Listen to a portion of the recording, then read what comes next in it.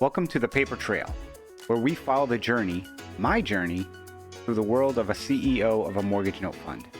I'm Chris Seveney, and after years of buying, managing, and selling notes with Seveney Investments, I'm here to share the real stories behind the deals. What went right, what went wrong, and what I wish I knew earlier. From non-performing loans to seller financing to private lending, this show is about more than strategies, about growing your business, learning to follow the paper trail, and doing the due diligence that separates the pros from the rest. Now, let's hit the trail running.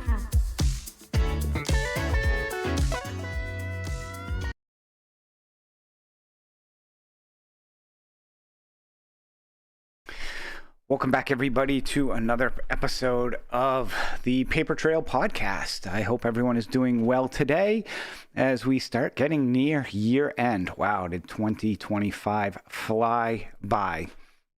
But today, what are we going to be talking about?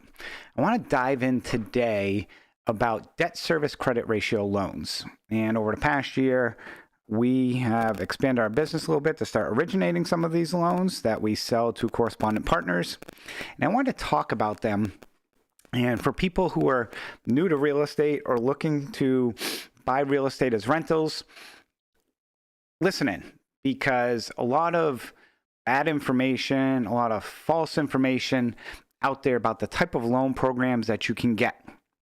So we are going to dive in today and unpack the 5 most common misconceptions about DSCR loans. And as always, I want to give you the real story so you can evaluate if this is a good tool to fit your investment box. So where do we start?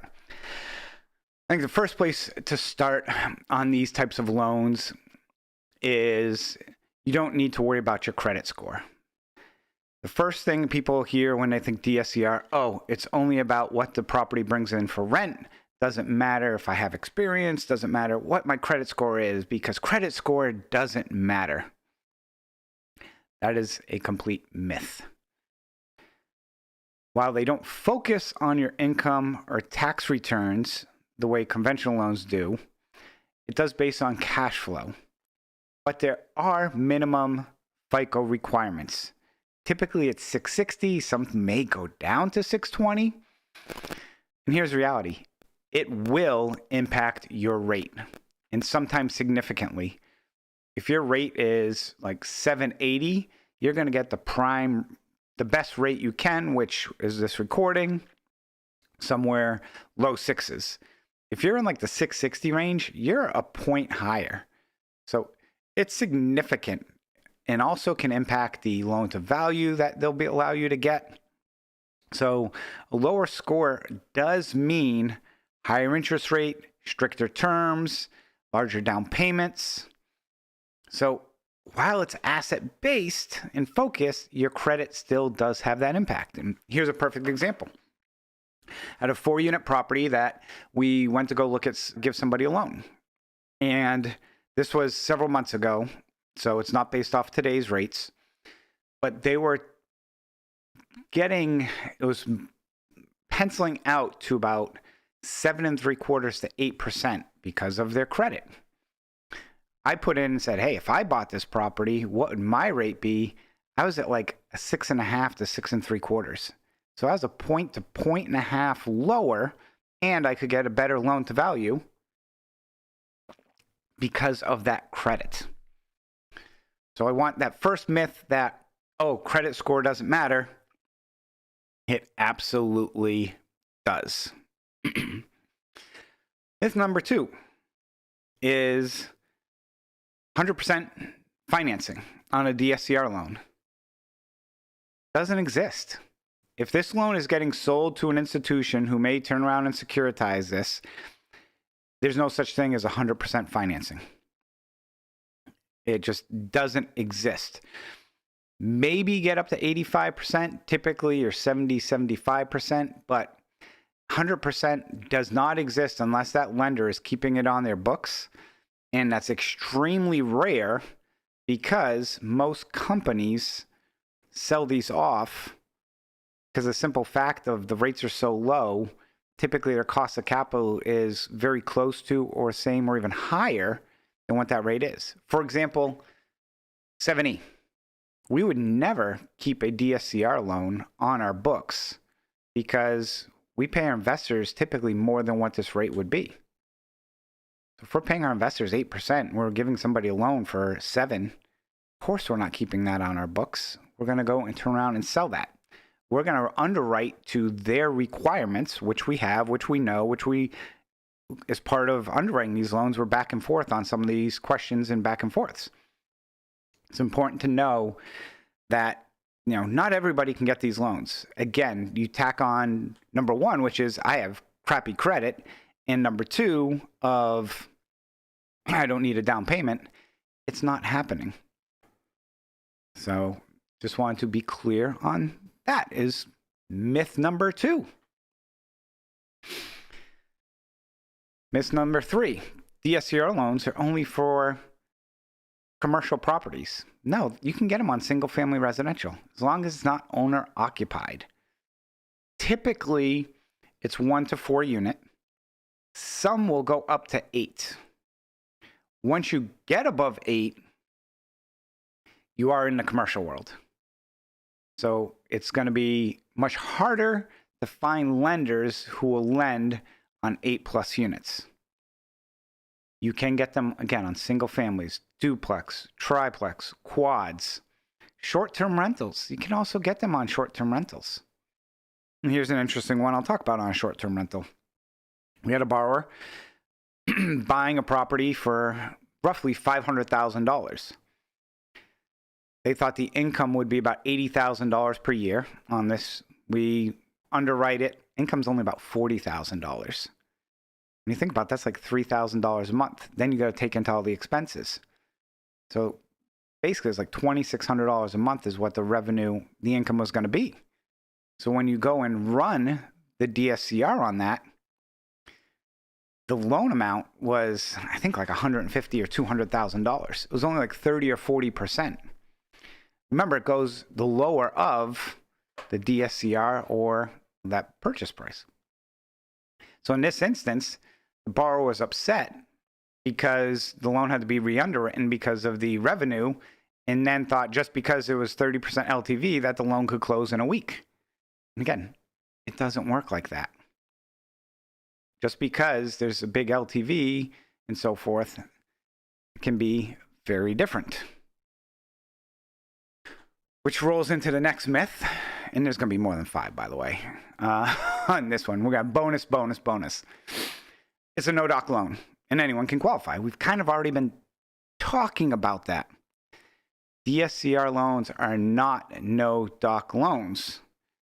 They may not require personal income docs, like tax returns or pay stubs, but we absolutely do due diligence.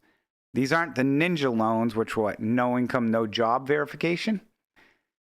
Things that they will ask: rent rolls, lease agreements, the appraisal, the CDA, comparative desktop analysis, to make sure the appraisal. We've had some that the appraisal came back at 300, the CDA comes back at 260. They're only going off of 260. And it upsets that borrower because they thought the appraisal was high. Taxes, insurance, operating expenses, reserves, market rents, the comps. They underwrite this just as thorough as probably an owner-occupied loan.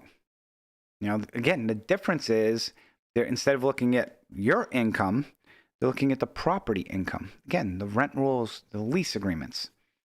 And if it doesn't pencil, meaning the income isn't enough to cover the loan, it's going to get denied. So understand, it's not a no-doc loan. And a lot of times, you'll also have to provide explanations for certain things. Meaning, if your credit has taken a hit, if you've ever lost a property in the past, if you're defaulted on other properties, that can exclude you, could or couldn't, but also have to provide very specific written analysis of what went wrong. So understand that. Okay. Another myth. You can use these loans to fund rehabs or fix and flips. No. DSCRs are for stabilized income producing assets.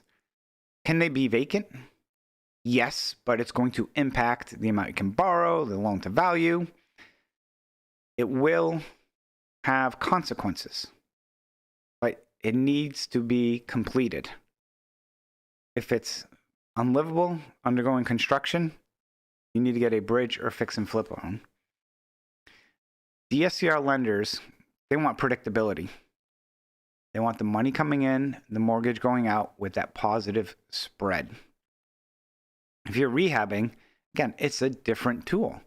Now, you can get a bridge or fix and flip loan, and when it's completed and you get a tenant in there, go over to a DSCR. But just understand that, if you're $20,000 left and your bridge loan is maturing, you're going to have a lot of problems getting a DSCR loan. Okay. The other component that plays into this that we see a lot is people trying to buy at auction using a DSCR loan and not being able to get an interior appraisal or inspection. I have not seen to this day a property get bought at foreclosure and immediately from that get a DSCR. Usually I see it as a bridge loan, not as a DSCR. So understand where one works with the other and how they play into the others. Another myth is you can close these loans in a week. Technically, you probably could, but you really have to have all of your paperwork in order and streamlined and basically get an appraisal done pretty quickly. Because the lenders, they might be able to do, some of them do under 400,000, might do some type of desktop analysis and not need that full-blown appraisal.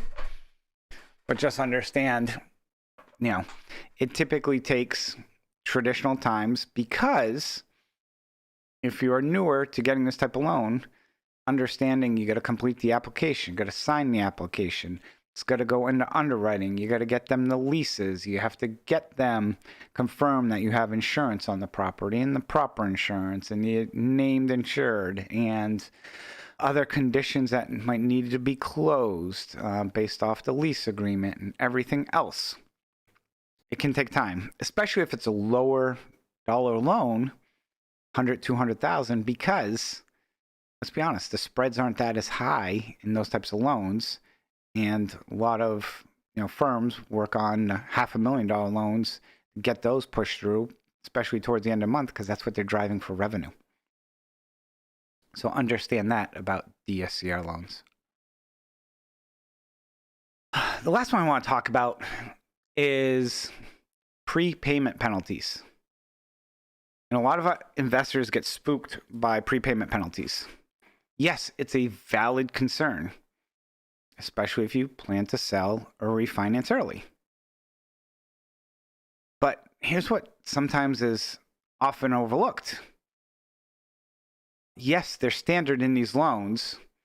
They're usually structured as a step down, meaning that over time, the prepayment penalty goes down. So usually I call it a 5-1 step down, where it's 5-year, starts at 5%, then 4%, and goes down to 1% in that final year. If you don't have prepayments, you will pay more for that loan. It's going to be a higher interest rate. I can tell you, we run these multiple scenarios every single day, and the prepayments lower your interest rate, or if you don't have them, it increases your interest rate.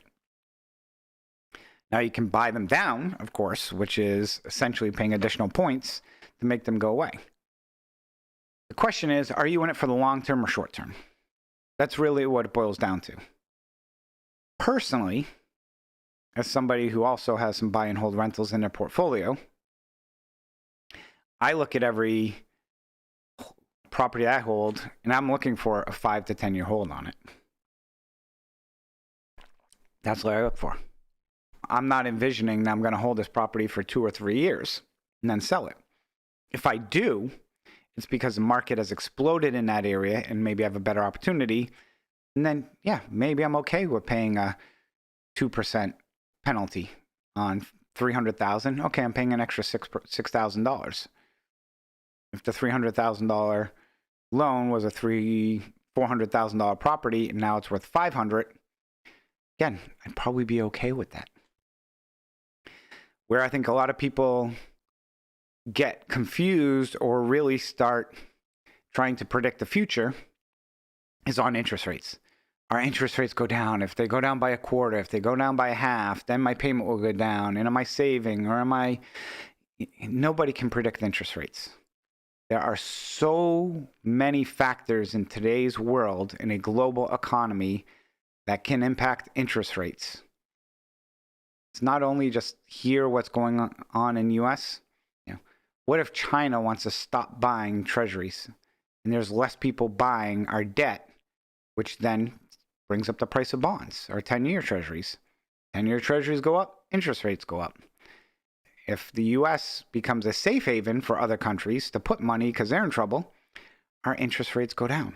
Those are just two of, I can't even name the number of examples. And my wife is 10 times smarter than me, and she works in the global economy with her job, so she can sit here and talk hours about it. But the reality is, if you throw out the government intervening and dropping interest rates to 3%, outside of that, you're typically between 5 and 7% on average. And that's probably where we're going to be for some time, floating in that. Some people say abyss. I kind of look at it from reverting back to the mean. And stable interest rates to me, actually, I prefer in some instance because it allows you to underwrite and understand. Because what happens a lot of times is people bank on lower interest rates to get to a specific return. Look what happened to multifamily over the last several years. People were banking on interest rates staying super low. In those 3 or 5 year loans or rate buy downs that they had when they expired, how many people lost it all? All of it, completely gone. Now with the DSCR loan, what is nice about it that I haven't spoken is it's a 30-year loan. Now you can get interest only for 10 years or you can get it principal and interest. That's up to you. But it's a 30-year loan, so you're locked in. So to me, I view that as less risk than some of these multifamilies that end up getting hit with this cap structure. So just something to consider. All in all, I'm a big fan of DSCR loans. I think it's a great product for real estate investors. I think if you have a stable income producing asset, that it is, again, huge benefit because it doesn't go against your personal debt to income. Some of them are, you have to check if there's recourse or non-recourse and so forth. But having it not on your credit report, now you still have to list your assets and liabilities on any type of PFS or applications and so forth. But just understand that it's a great tool that's out there as a 30-year product. But don't fall in the trap of people telling you it's 100% financing and all these wonderful things that try and suck you in, because a lot of those people, I can't tell you how many times I'm on Bigger Pockets or Facebook and I read something that says, oh, I gave somebody $3,000 as a deposit to get me a loan and they disappeared. Yeah, you've been scammed. Now, you were completely scammed because somebody promised you a DSCR loan at 5% and 100% financing. It does not exist. So don't fall for those scams. But people see that shiny object and just see lowest interest rate possible. It's no different than, digressing now, but I spoke to a potential investor the other day who thought our fund paid 8% monthly because they were getting, I think it was like 17% per quarter. So they're essentially getting like 68% annualized returns from a quote unquote fund. Now, I am pretty confident on how that is going to end for that individual, unfortunately, because I've never known any investment that provides a consistent 68% return. But hey, maybe there's one out there. Well, there's always a unicorn, but typically we know how those end, and it's extremely unfortunate. It's no different than seeing people offering you these super low rates. Be careful. If you are interested in understanding more about the DSCR loans, if you're interested in potentially having one get priced to see what they come in at, reach out to us at Seveney Investments. Happy to give you a quote. Doesn't cost you a thing to have us quote a loan and compare us to the other people on the marketplace. We are direct with correspondence, so it's not as if you're paying broker fees and all these other fees on top of it. So it's not as if it's a 3 or 4 point loan from that standpoint. But depending on experience and other things and what you want, it's usually between 1 and 2 points. Usually it's closer to that 1 point. But yeah, check it out and just understand. Again, I just want to reiterate. This is a business where there's a lot of people out there, a lot of people marketing and throwing things out there like starting at and all these other components. Just realize, get your house in order first. Make sure the product that you have or the property you have fits this criteria. And if it does, that's when you get the best terms. Hope you enjoyed this episode of the Paper Trail Podcast. As always, leave us a like, review on your favorite listening station. And if you want more information about what we do, head on over to seveneyinvestments.com. Reach out. Happy to hop on a call and see how we can assist you in any of your investing needs. Take care. Thanks. And have a happy holiday season. Thanks for joining me on this episode of The Paper Trail. I hope today's insights help you sharpen your note investing strategies. If you found value in this conversation, subscribe, leave a review, and share it with fellow investors. I'm Chris Seveney, reminding you to keep doing the work, trust the process, and always follow the paper trail. Until next time.